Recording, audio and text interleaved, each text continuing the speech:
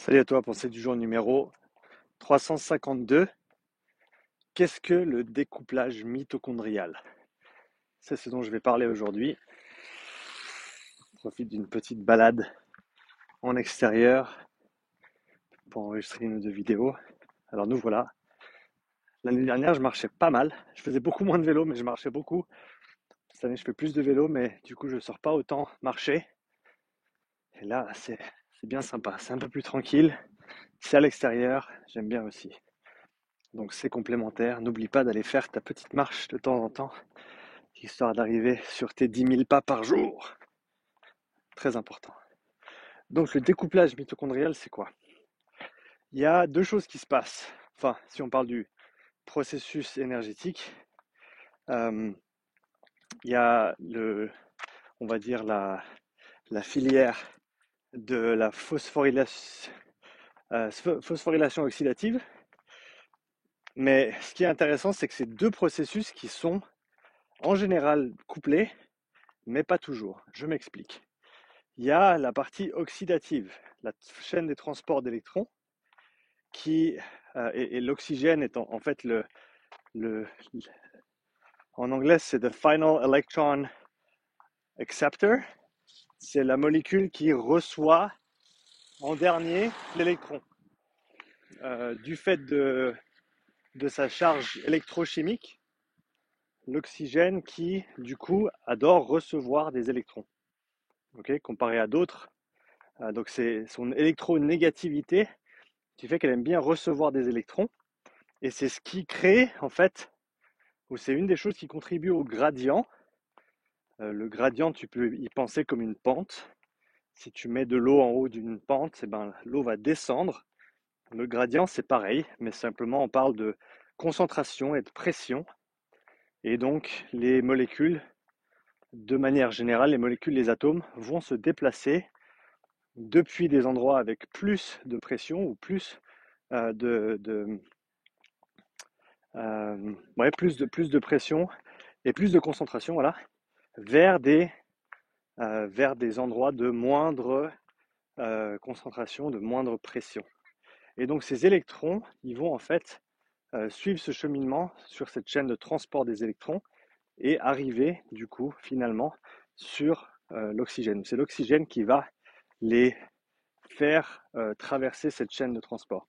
Et donc cet oxygène qui accepte ces électrons, eh ben, elle fait partie de cette partie de l'oxydation qui va au final faire passer ces électrons d'un complexe à l'autre et dans le même temps pomper des protons dans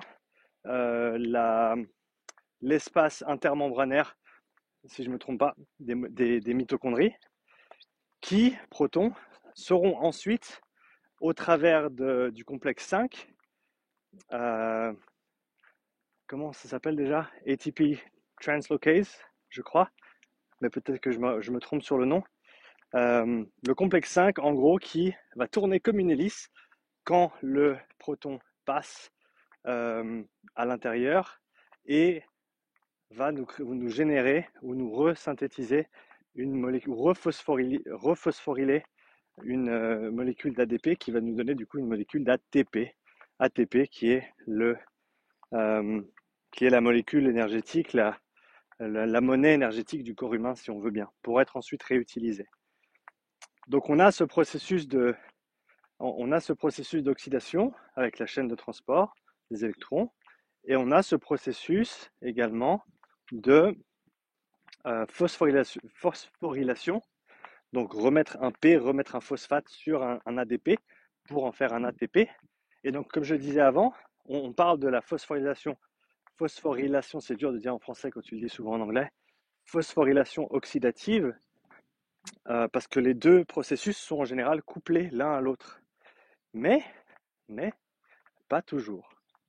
Il semblerait que, et ça, il y a un grand, d'après ce que je comprends, en tout cas, il y a un paramètre qui est important, c'est le paramètre génétique, et couplé à ça, le paramètre environnemental, dans le sens selon d'où tu viens, au niveau origine, eh ben, ton couplage mitochondrial, donc la proportion dans laquelle ce processus d'oxydation et ce processus de phosphorylation sont couplés, va changer.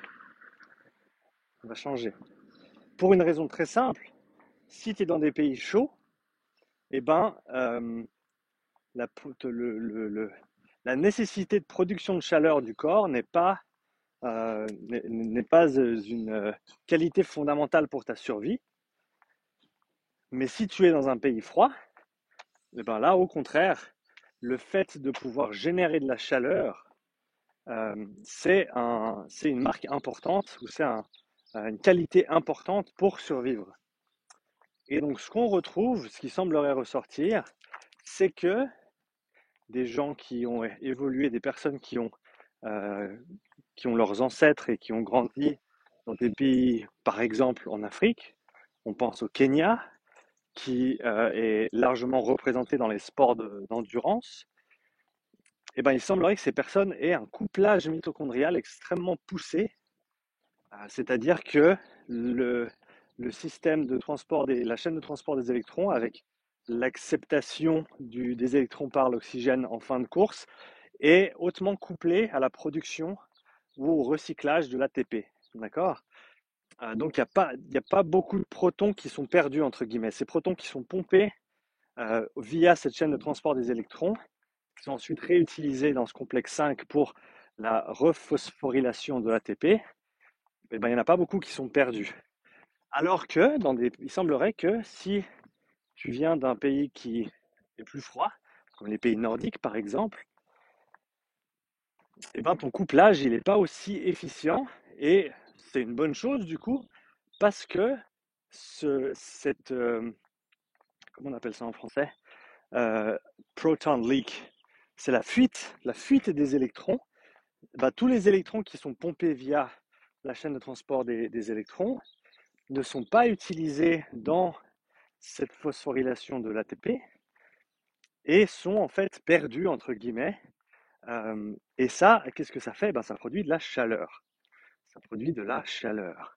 Donc si tes mitochondries, on va sortir un petit peu, on va reprendre ça au niveau macro.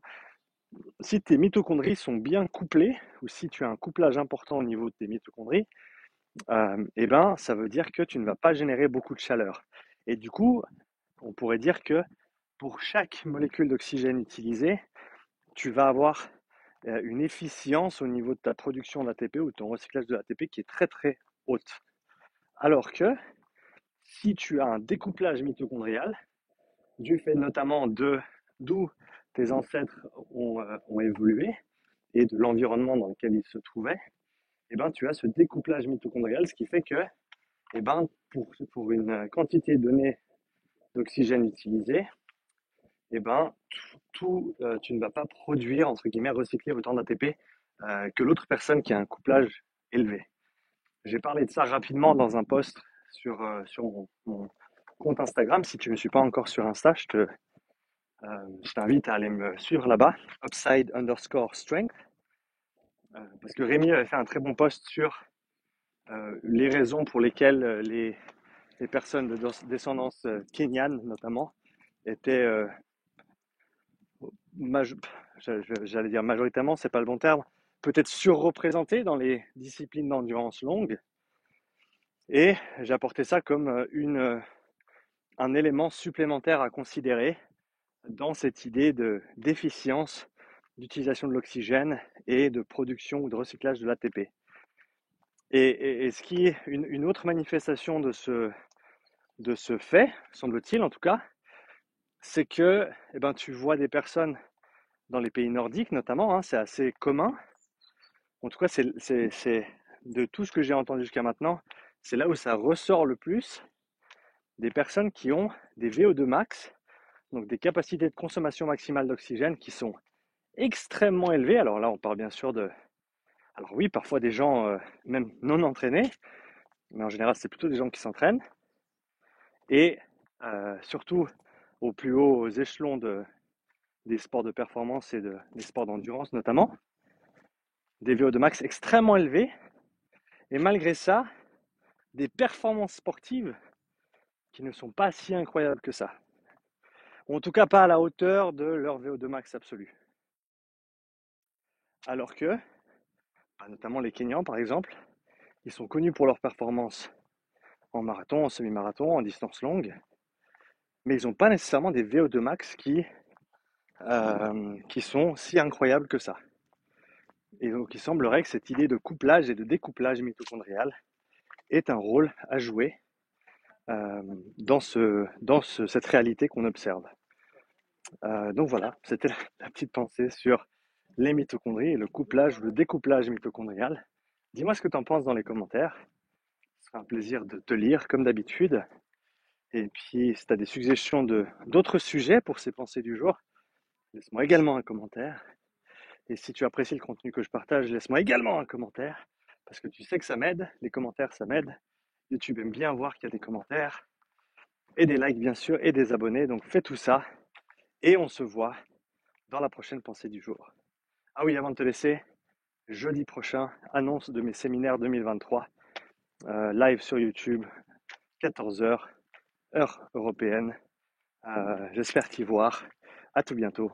Belle semaine à toi. Ciao.